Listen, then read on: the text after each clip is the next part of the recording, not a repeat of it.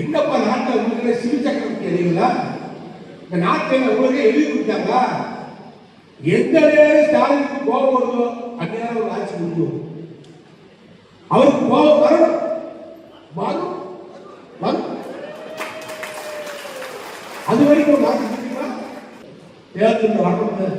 இப்ப ஐயா மோடி பிளான் பண்ணாரு ஒரே நாடு ஒரே தேர்தல். நம்ம தான் ஓட்டு போட்டு ஆட்சி வச்சு 5 வருஷம்.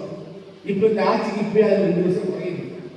2 நாள் பேப்பர்ல வந்து பாத்தீங்கன்னா ஒரே நாள் ஒரே தேர்தல் அது கொடுத்து உங்களுக்கு தெரியுது. ஆட்சியே நிறையில்லாமல் இருக்கும்போது கரூர்ல வந்து இப்படி டான்ஸ் ஆடமா? இது நியாயமா? இது நேர்மையா? ஒரு முதலமைச்சரா வரக்கூடியவர் வந்தவர் எப்படி தார்மீகமா பேசணும்?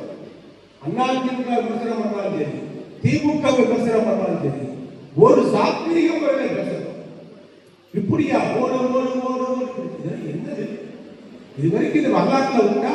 பெருந்தலைவர் காமராஜர், ஐயா பக்தவச்சல் அவர்கள், பேரறிஞர் அண்ணா அவர்கள், புரட்சித்தலைவர் எம்ஜிஆர் அவர்கள், டாக்டர் கலைஞர் அவர்கள், புரட்சித்தலைவர் அம்மா அவர்கள், எடப்பாடி அவர்கள், ஸ்டாலின் அவர்கள், அத்தனை பேரும் முதலமைச்சர் பார்த்துக்கோங்க.